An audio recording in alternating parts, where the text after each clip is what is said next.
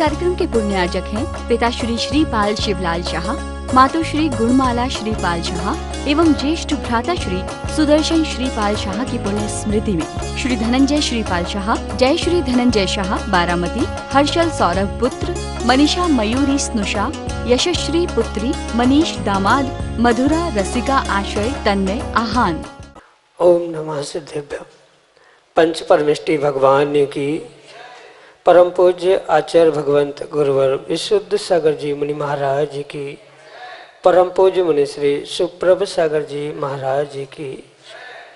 एक विकल्प जो कि अनंत संसार में भटकाने का कारण बन सकता है और एक विकल्प जो कि अनंत सुख को प्राप्त करने का कारण भी हो सकता है, लेकिन आवश्यकता है उस विकल्प में समीचीनता की और आवश्यकता है उस विकल्प के सम्यक समाधान को प्राप्त करने की।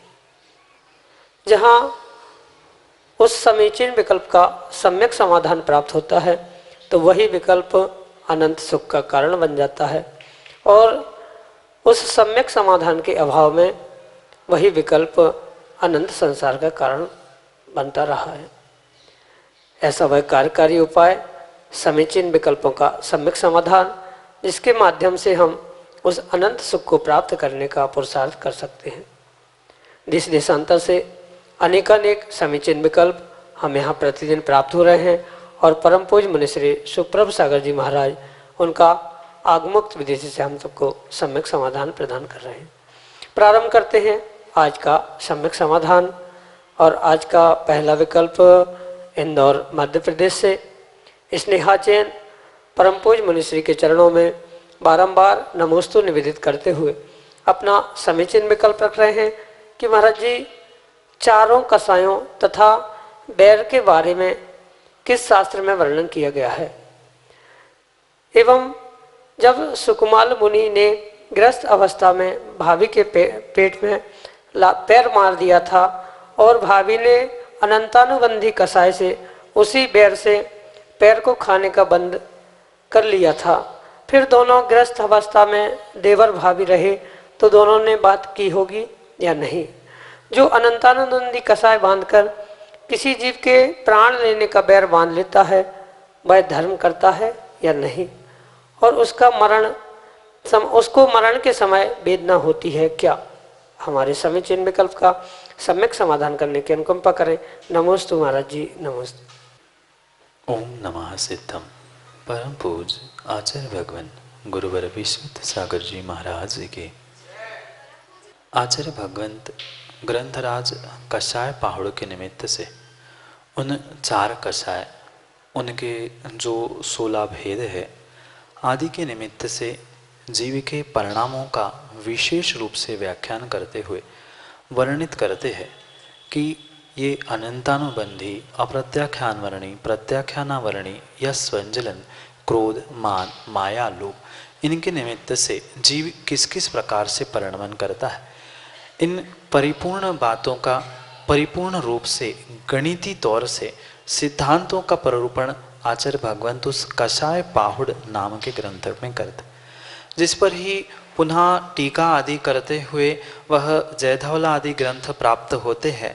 इसलिए मुख्यता से वह कषाय पाहुड़ ग्रंथ के निमित्त से ही उस कषाय के वर्गीकरण, उसका आश्रव, बंध, उदय, विच्युति आदि सबका व्याख्यान आचार्य भगवंत वहाँ करते। रही बात वह सुकुमाल मुनि की उस कथानक को लेते हुए भले ही वह लाथ मारने के निमित्त से वह अनंतानुबंधी का या अनंतानुबंधी का बंध करते समय वह जो भी क्रिया घटनाएं घटी थी वह परिपूर्ण रूप से उन दोनों जीवों के लिए कहीं न कहीं पिछले कर्म से या पिछले पर्याय से बनी हुई वह संबंध के कारण ही वह उद्घाटित हुआ था। भले ही वर्तमान में उस भैया ने दीक्षा ले ली आदि आदि सब कुछ कथानक सत्य होने पर भी वह पिछले जन्म का कहीं न कहीं संबंध कर्म का था, तभी वह एक कुल में, एक घर में भाभी और देवर के रूप से जन्मे थे।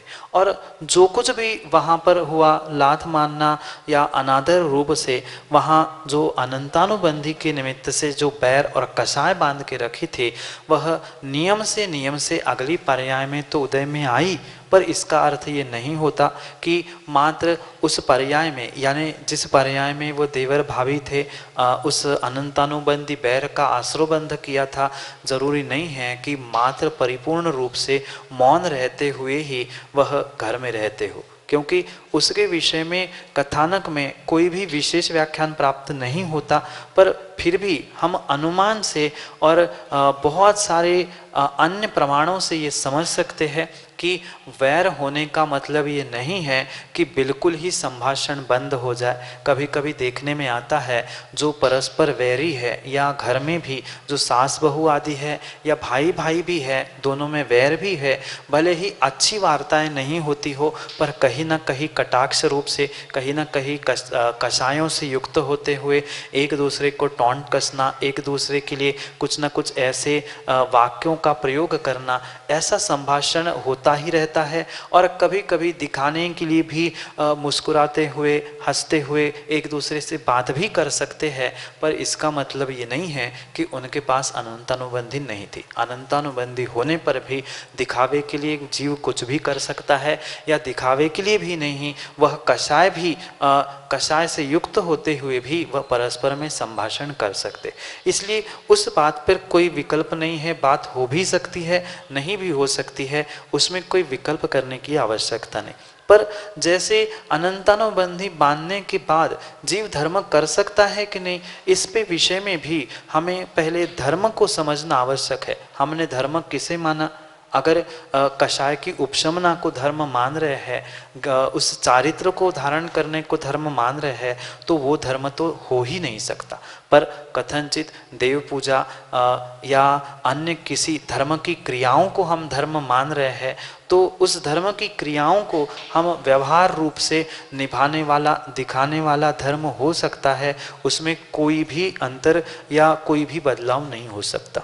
जैसे कि वर्तमान में किसी जीव के तीव्र अनंतानुबंधी का उदय चल रहा है, या कोई ऐसा कार्य वो कर रहा है जिसके निमित्त से वह आने वाले समय में अनंतानुबंधी कर्म के आश्रयबंध को, कषाय को प्राप्त हो रहा है, तो वह वर्तमान में भी देवशास्त्र गुरु के पास पहुंचते हुए देखा जा सकता है।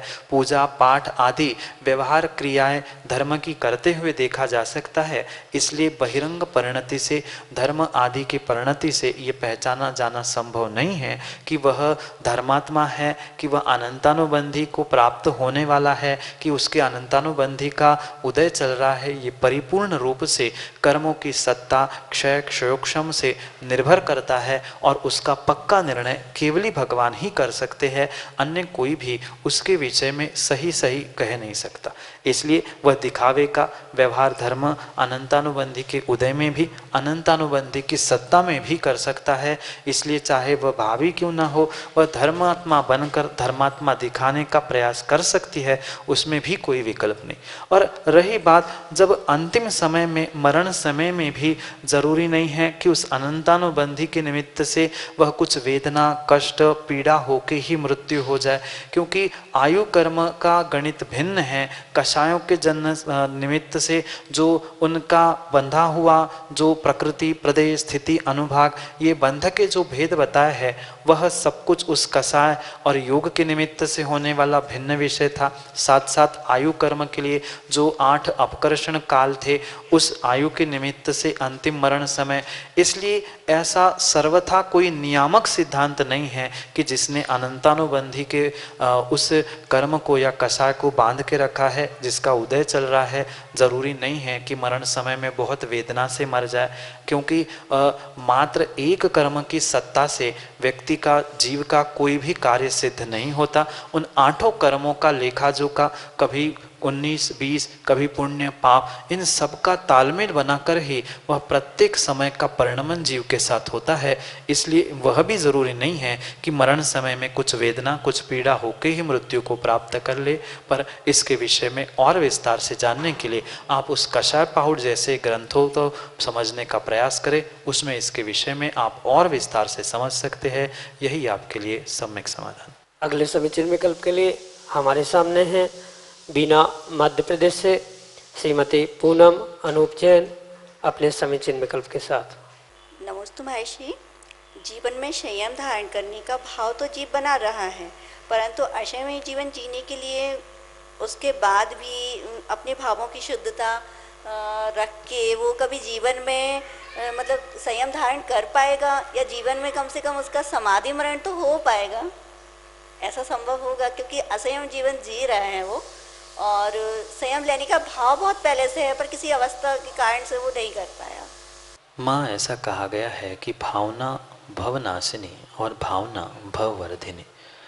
अगर वास्तव में जीव ने सच्चे भावों के साथ या परिपूर्ण रूप से विशुद्धि के साथ जिस भी प्रकार की भावना भाई है, वह कहीं न कहीं जीवन में अवश्य ही प्राप्त होगी। हो सकता है कुछ तीव्र कर्मों के उदय के निमित्त से वह संयम धारण करने की भावना वर्तमान में फलीभूत नहीं हो पा रही है, पर अगर प्रतिदिन उस संयम धारण करने की भावना को हम भाते रहेंगे कि कम से कम जीवन के अंतिम समय में हम पिच्ची कमंडल धारण करते हुए ही समाधि मरण को प्राप्त करें, इतनी भी भावना अगर निर्मल भावों के साथ और परिपूर्ण विशुद्धि के साथ तीव्रता के साथ भाएंगे तो ये पक्का है, आज नहीं तो कल कभी ना कभी हम संयम को अवश्य प्राप्त कर सकते।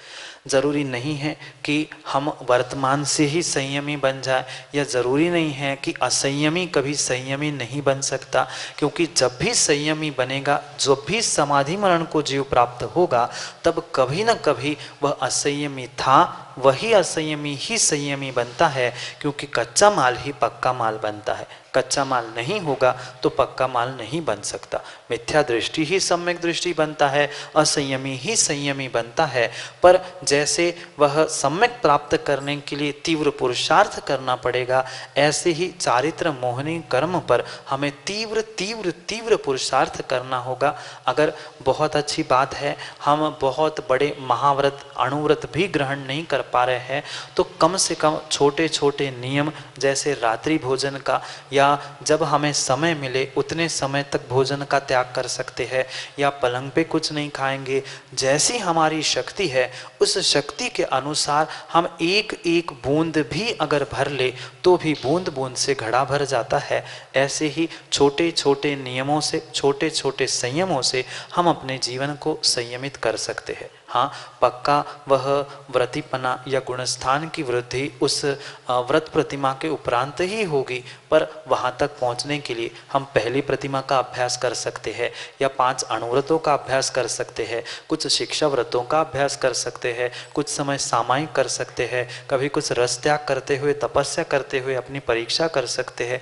ऐसे अनेक प्रकार से हम अपनी परीक्षा करते रहे और तीव्र तीव्र भावना भाते रहे कि कम से कम, बाकी तो बहुत अच्छी बात है, अगर पहले हमें संयम मिला, पिछी कमंडल मिला तो बहुत अच्छी बात है। अगर वो भी नहीं धारण कर पा रहे हैं तो इतनी निर्मल भावना प्रतिदिन भाते रहना कि अंतिम समय में किसी गुरु के चरणों में पिछी कमंडल के साथ हमारी समाधि मरण से संलेखना से हमारा अंतिम समय निकले। यह भावना अगर हमारी निर्बल है, निर्मल है, प्रबल है और विशुद्धि के साथ भाई है तो वह हमारी भवनाशिनी भावना कार्यकारी हो सकती है। सतत भावना पर निर्मल भावों के साथ और विशुद्धि के साथ भाते रहना तो वह समाधि मरण के साथ भी एक श्रावक मृत्यु को प्राप्त हो सकता है। श्रावक क्या, वह अंतिम समय में पिछी कमंडलधारी मुनि या आरिका भी बनकर अपने प्राणों का गुरु के चरणों में देहांत का समय में त्याग भी कर सकता है। इसलिए सतत भावना भाते रहना निर्मल और विशुद्ध परिणामों के साथ, तो वह आपका वह जो भाव है, भावना है, वह भी साकार हो जाए। इसलिए आपकी भावना सफल हो, इसलिए आशीष के साथ यही आपके लिए सम्यक समाधान। संदेश जैन छतरपुर मध्य प्रदेश से अगले समीचीन विकल्प के लिए हमारे सामने। हे गुरुदेव नमोस्तु। इस पंचम काल जैसे खोटे काल में युवाओं को अपना जीवन कैसे जीना चाहिए? हे भगवान, इस प्रश्न का मेरा सम्यक समाधान कीजिए। नमोस्तु महाराज जी। देश भाई, काल चाहे चौथा हो चाहे पांचवा हो, काल कोई भी होने से हम अच्छा बुरा कर रहे हैं, ये हमारी व्यक्तिगत सोच है। क्योंकि काल कितना ही खोटा हो, अगर हमारा अभिप्राय, हमारा विचार, हमारी सोच खोटी नहीं है तो अपने जीवन को हम बहुत अच्छा और बहुत बेहतर बना सकते। जो वर्तमान का युवा जो धर्म से विमुख होते हुए अन्यत्र उस मोबाइल टेक्नोलॉजी और भौतिकता के चकाचौंध में जो भटक रहा है, मात्र और मात्र उस स्वयं जीव का और या उन व्यक्तिगत युवाओं का ही ऐसा सोच है कि अगर वर्तमान में हमें जीना है तो मौज मस्ती से ऐशो आराम से जीना है, ऐसी सोच जिनने बना के रखी है वो ही जीवन में कुछ अच्छा नहीं कर पाते। पर अगर वर्तमान के युवाओं में धर्म के प्रति रुझान हो, सच्चे देवशास्त्र गुरु के पास पहुंचने का थोड़ा सा भी उनका झुकाव हो, तो नियम से वह कहीं ना कहीं अपने उस युवा अवस्था को संभालने के लिए कुछ ना कुछ अच्छा अवश्य ही कर सकता है। क्योंकि बहुत सारे जीव ऐसे होते हैं कि वे पंचम काल को दोष देते हैं, कोई युवा अवस्था को दोष देता है, पर दोष इन बाहर की अवस्थाओं का, परिस्थिति का नहीं है, अपितु जीव के स्वयं के मनस्थिति का है। अगर ऐसा नहीं होता तो पंचम काल में आपको मुनिराज भी दिखते हैं। पंचम काल में मात्र मुनिराज ही नहीं अपितु युवा युवा मुनिराज भी आपको प्राप्त होते हैं दर्शन के लिए। तो इसलिए हम इस परम सत्य को समझे कि परिपूर्ण रूप से किसी भी प्रकार से ये बहिरंग परिस्थिति हमारे लिए कार्यकारी नहीं होती, अपितु हमने अगर पक्का निर्णय कर लिया है कि हमें किस प्रकार से अपने जीवन को बेहतर करना है, चाहे लौकिक पढ़ाई में हो, चाहे अन्य किसी भी प्रकार से धार्मिक क्षेत्र में हो, आध्यात्मिक क्षेत्र में हो, हम वर्तमान का युवा इतना तो पक्का है कि उसने जो ठान लिया है, सोच लिया है, वह करता है। पर आवश्यकता अच्छी सोच होने की है, आवश्यकता अच्छे विचार करने की है। अगर स्वयं के जीवन के बारे में वह युवा बहुत अच्छे से सोचेगा, बहुत अच्छे से विचार करेगा और अच्छी सोच बना के रखेगा, तो वह जीवन में परिपूर्ण रूप से उन्नति को और सफलता को प्राप्त कर सकता है। पर मात्र भौतिकता की चकाचौंध में चकाचौंध को देखते हुए आपस में स्पर्धा, ईर्ष्या आदि से भरते हुए अगर वह शिक्षा आदि प्राप्त कर रहा है तो वह कार्यकारी नहीं होगा। जो भी पढ़ाई है परिपूर्ण रूप से विनय गुण से युक्त है, अपने स्वयं को और साथ साथ जिनके साथ हम रहते हैं उन घर परिवार को भी संभालने की अगर भावना है तो ही वह वर्तमान की शिक्षा पढ़ाई कार्यकारी है। अन्यथा मात्र अनर्गल रूप से जो यदवा तदवा क्रियाएं उन युवाओं के द्वारा हो रही है, वे परिपूर्ण रूप से जो अपने आप को संभाल नहीं पा रहे हैं, वही निमित्तों को दोष देते हुए गलत मार्ग पर बढ़ रहे हैं। कभी भी गलत मार्ग या कोई गलत व्यसन उन युवाओं को बुलाता नहीं है, अपितु उनका स्वयं का ही मन उनके प्रति हो जाता है। उस तरफ जब झुकाव रुझान होता है तब ही वह युवा उस गलत मार्ग की ओर बढ़ता है। निर्णय व्यक्ति को, जीव को, युवा को स्वयं को करना है, क्योंकि रास्ता तो एक है, मात्र उसके दो अंत भिन्न भिन्न है। एक अच्छा है और एक बुरा है। अगर बुरे मार्ग पर चलेंगे तो वह बुरा अंत होगा और अच्छे मार्ग पर चलेंगे तो अच्छा अंत होगा। इसलिए वर्तमान के युवा को जो उनकी युवा शक्ति है, उनके भीतर वायु के समान जो प्रचंड शक्ति बैठी है, उस शक्ति का सदुपयोग करने की आवश्यकता है। अगर उस शक्ति का वो सदुपयोग करते हुए अच्छे मार्ग की ओर बढ़ता है तो जीवन को उन्नत सफल बनाता है, और थोड़ा सा भी गलत मार्ग पर चलता है तो नियम से कहीं ना कहीं धोखा या कहीं ना कहीं परेशान होकर रह जाता है। इसलिए उन वर्तमान के युवाओं को काल को, परिस्थितियों को दोष ना देते हुए स्वयं के मन पर, स्वयं के अपने आप पर बहुत सारा विश्वास करते हुए उन अच्छे कार्यों की ओर बढ़ने का पुरुषार्थ करना होगा। चाहे लौकिक विषयों में पढ़ाई का विषय हो, धार्मिक क्षेत्र हो, या जिस क्षेत्र में वो कामयाबी हासिल करना चाहता है वह उस क्षेत्र में पक्का निर्णय करते हुए अपनी अच्छी सोच बनाते हुए आगे बढ़ेगा। पूरी परिपूर्ण रूप से कॉन्फिडेंस के साथ, आत्मविश्वास के साथ जो कदम रखेगा नियम से उसमें सफल होगा। क्योंकि युवा शब्द उस वायु के समान है। युवा और वायु, वायु में जितनी प्रचंड शक्ति होती है उस प्रचंड शक्ति से टनों टन का ट्रक उस टायर की हवा से, वायु से एक स्थान से दूसरी स्थान पे पहुंचता है। ऐसे ही युवाओं ने अपनी आत्मशक्ति को, अपनी उस युवा शक्ति को अगर व्यवस्थित रूप से वायु के समान संगठित किया है, एक साथ करने का प्रयास किया है, तो उस शक्ति से, युवा अवस्था के उस अवस्था विशेष से वह अपने आप को बहुत अच्छा, जीवन को बहुत बेहतर बना सकता है। जिसमें इंटरेस्ट है, जिसमें रुचि हो, उस कार्य में पूरे आत्मविश्वास के साथ और धर्म के साथ साथ अगर हम कदम रखेंगे तो हम कामयाबी अवश्य मिलेगी। उस कामयाबी के लिए सतत पुरुषार्थ, सतत लगन दोनों होना आवश्यक है। लगन के साथ मेहनत करेगा तो कामयाबी नियम से करमेगी। इसलिए इस वर्तमान में युवाओं को परिस्थिति को नहीं, अपने मनस्थिति को ठीक करते हुए आगे बढ़ने का प्रयास करना होगा। यही आपके लिए सम्यक समाधान। पीसी जैन साहब, इंदौर, मध्य प्रदेश से अगले समीचीन विकल्प के लिए हमारे सामने। दो मुनि राजों के चरणों में नमोस्तु नमोस्तु नमोस्तु। गुरुदेव, सम्यक दर्शन, सम्यक ज्ञान, सम्यक चारित्र, रत्नत्रय को बंध का कारण नहीं माना है, किंतु तत्वार सूत्र में उमा स्वामी महाराज ने देव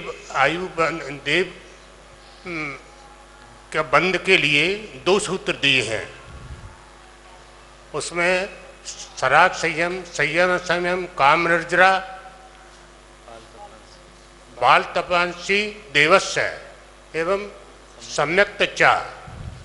तो सम्यक्त चा दिया है, माने सम्यक दर्शन ज्ञान चारित्र को बंध का कारण बताया है। और इसी प्रकार आहारक शरीर का भी बंध भी सम्यक दर्शन, सम्यक चार, रतन त्रयधारी मुनि राजों को ही होता है। गुरुदेव, मेरा इसमें विकल्प है कि इसमें भिन्नता क्यों आ रही है, इसका कारण क्या है, मेरे इस विकल्प का समाधान करने की नमोस्तु नमोस्तु नमोस्तु। सम्यक दर्शन ज्ञान चारित्राणि मोक्ष मार्ग और सम्यक्त्वं च, इन दोनों सूत्रों में किंचित भी किसी भी प्रकार की मत भिन्नता या किसी भी प्रकार का भेद नहीं है, अपितु वहाँ उमास्वामी महाराज या सभी आचार्य महाराजों का अभिप्राय भिन्न भिन्न है। जैसा अभिप्राय होता है, जैसा वहाँ पर विषय होता है, वैसे उस विषय और अभिप्राय को समझने के लिए आचार्य भगवंत भिन्न भिन्न प्रकार का कथन और भिन्न भिन्न प्रकार के सूत्र प्रदान कर। जहाँ मोक्ष मार्ग बताते हुए सम्यक की व्याख्या की जाती है, वहाँ वह परिपूर्ण रूप से सम्यक दर्शन, ज्ञान और सम्यक चारित्र, इन तीनों की एकता को जहाँ मोक्ष मार्ग कह रहे हैं, वह परिपूर्ण रूप से वहाँ ये अभिप्राय उनका नहीं है कि इसके निमित्त से कुछ आश्रयबंध हो रहा है। पर जहाँ सम्यक्त्वं च कहते हुए देवायु के आश्रयबंध का कारण बताते हुए आचार्य भगवान समझा रहे हैं, वहाँ उनका अभिप्राय यह है कि वह कारण का कारण होने से सम्यक दर्शन के लिए भी आश्रयबंध का हेतु का है। समझने जैसी बात है कि सम्यक दर्शन, सम्यक ज्ञान, सम्यक चारित्र किसी भी प्रकार से आश्रयबंध कराने वाले नहीं है। जैसे ये सम्यक की या सम्यक ज्ञान, सम्यक चारित्र की आराधना करते समय जो जीव का शुभोपयोग हो रहा है, उस शुभोपयोग के निमित्त से ही जीव को आश्रयबंध हो रहा है। बहुत अच्छी बात। आचार्य भगवंत अन्य ग्रंथ में उस पुरुषार्थ सिद्धि उपाय आदि आदि ग्रंथों में आचार्य अमृतचंद स्वामी समझाते हैं कि शुद्धोपयोग या सम्यक दर्शन, सम्यक ज्ञान, सम्यक चारित्र, ये किंचित भी किसी भी प्रकार के कर्मों का आश्रयबंधन नहीं कराता, पर उन सम्यक दर्शन, सम्यक ज्ञान और सम्यक चारित्र के अनुष्ठान में जो जीव का तात्कालिक समय में कुछ समय तक जो शुभोपयोग हुआ करता है, वह शुभोपयोग ही उसके लिए कारणभूत है। यानी वास्तविकता में देखा जाए तो जो आश्रयबंध हो रहा है देवायु का, चाहे सराग संयम, संयमा संयम रूप हो या सम्यक त्वंच हो, इन सभी स्थितियों में आश्रय होने का कारण आचार्य भगवंत वह शुभोपयोग कह रहे हैं। जहाँ शब्द ही कह रहा है सराग संयम, यानी राग सहित जहाँ संयम है वह परिपूर्ण रूप से राग सहित होने के लिए वह राग है, तो वहाँ आश्रयबंध है। साथ साथ सम्यक्त्वम च, यानी सम्यक्त भी कारण कहा, क्योंकि जब सराग संयम होगा या संयमा संयम होगा वह सम्यक्त के अभाव में नहीं हो सकता, इसलिए सम्यक्त मुख्य कारण है और सम्यक्त के बाद सराग संयम, संयम संयम आदि होता है। इसलिए कारण का कारण होने से उस कारण पर ही उपचार करते हुए कहा जा रहा है कि सम्यक्त भी उसके लिए आश्रयबंध के लिए निमित्त बन रहा है। जैसे उपचार कथन किया जाता है, वास्तविकता में कुछ भिन्न होने पर भी उसका उपचार कथन करते हुए उस कारण को कारण या कारण को कार्य कहा जाता है। ऐसे ही वास्तविकता में देखा जाए सम्यक दर्शन कभी भी बंध आश्रव का कारण। मुनीषी के प्रवचन जो YouTube चैनल सुप्रभुवाच के माध्यम से चल रहे हैं, परीक्षा मुख सूत्र, पंचास्तिका है, सुबह सुभाषित रत्नमाला, ये जो कार्यक्रम चल रहे हैं उसका लाभ आप सुप्रभुवाच इस चैनल से ले सकते हैं। एवं सुप्रभुवाच चैनल पे सर्च करके सब्सक्राइब करके बेल आइकन जरूर दबाएं ताकि आपको नोटिफिकेशन प्राप्त हो। मैं मुनीश्री के चरणों में नमोस्तु करते हुए आज के इस सम्यक समाधान की बेला को यहीं पे समाप्त करता हूँ। नमोस्तु नमोस्तु नमोस्तु। इस कार्यक्रम के पुण्यार्जक हैं पिता श्री श्रीपाल शिवलाल शाह, मातु श्री गुणमाला श्रीपाल शाह एवं ज्येष्ठ भ्राता श्री सुदर्शन श्रीपाल शाह की पुण्य स्मृति में श्री धनंजय श्रीपाल शाह, जय श्री धनंजय शाह बारामती, हर्षल सौरभ पुत्र, मनीषा मयूरी स्नुषा, यशश्री पुत्री, मनीष दामाद, मधुरा रसिका आश्रय तन्मय आहान।